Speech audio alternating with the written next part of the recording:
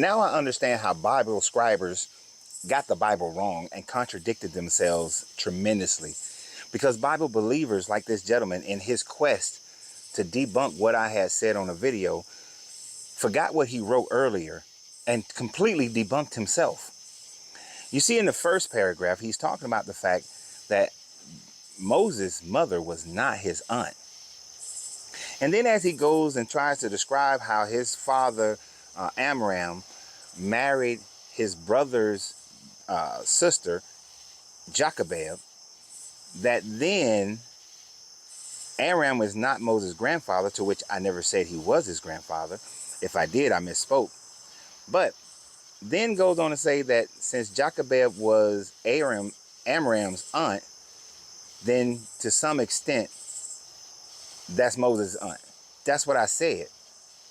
Moses' mama was his great aunt, his auntie mom. Now, we don't call our aunts great aunts. Well, actually, we do. We do call our aunts great aunts in today's world. But at the end of the day, she's still his auntie mom. But you contradicted your own statement by explaining it exactly how it's written in your book in Exodus of how Jochebed is married to her nephew and has Moses. So that makes Moses' mama his auntie. This is how Bible scribers were writing back in the day. They forget what they write earlier and then contradict themselves later. And that's exactly what you did. And then you talk about how I failed to realize that Adam was created on the 6th day. And then at chapter 2 just gives you further details on how Adam was created.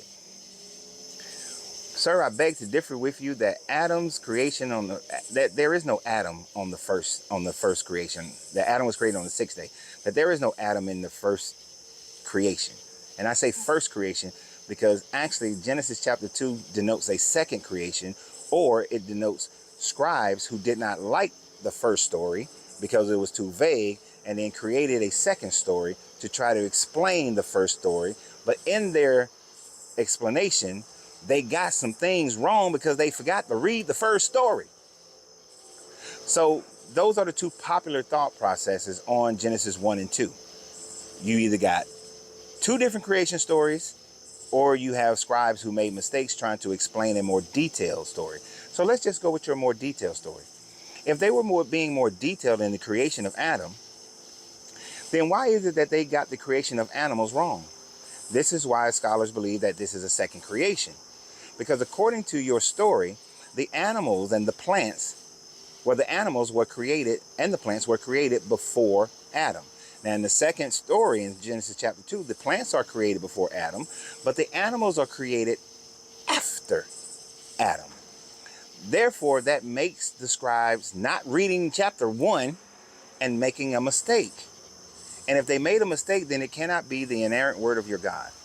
And then the last part that you're talking about is the fact that you're saying that this God knew that he only created Adam and Eve. And in order for Adam and Eve to be able to produce a population on this planet, that having sex with their brothers and sisters was allowed. Incest was allowed up until you get into the Exodus story and the Israelites wandering around in circles, and then having sex with your mother, your brothers and sisters, but them cousins is okay, was not allowed because the bodies were more perfect. And then once they reached a certain level of imperfection, then we had to stop because it would create issues with having babies, to which we know scientifically it does. But the problem still remains. Your God was cool with incest for a long ass time, which is nasty. And if your God wasn't cool with incest, then why didn't he just create a whole bunch of people at the same time? And therefore, he never would have had to do incest for a while and then try to change the game up. I've never understood why your God is so inept in his planning that he doesn't recognize that I need to start out the way that I want to finish. You know, that's what we're taught in business. That's what we're taught in sports. That's what we're taught in school. That's what we're taught in life. Start the way you want to finish. But your God seems not to have the ability to start the way he wants to finish. It's almost as if this God is making adjustments as the culture of man makes adjustments. That pretty much what it seemed like. That God is making adjustments in the same way that man makes adjustments through his culture. And in making those adjustments to his culture, man makes changes to the laws. At one point, slavery was okay in England and Brazil and America and many other places. But then the moral barometer changed, economics changed, and slavery is no longer okay. And so we made adjustments to the laws. This is what your God does. Women shouldn't be able to vote for a while. But then we have social and cultural changes, and now women can vote. Got one running for president right now. And the laws changed to fit women being able to vote. Whole thing called women's suffrage. That's what your God does, and that's what your God is. Your God is a man that is writing a book based on the cultures of the day and trying to blame it on some unseen, ethereal God that no one can ever prove exists or does not exist. Because you can't prove nothingness, because nothingness don't exist. And your God is nothingness because he does not exist.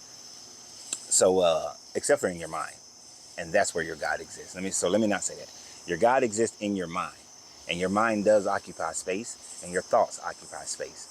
So God exists only in your mind and the minds of other people who will believe this. Just as the God of the Islamic exists in the mind of the people.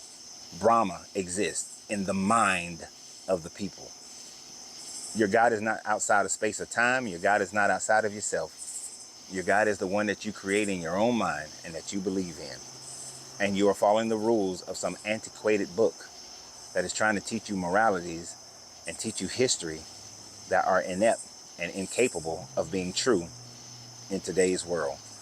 So, I don't know what your thoughts are. Don't really care. But you have a great day.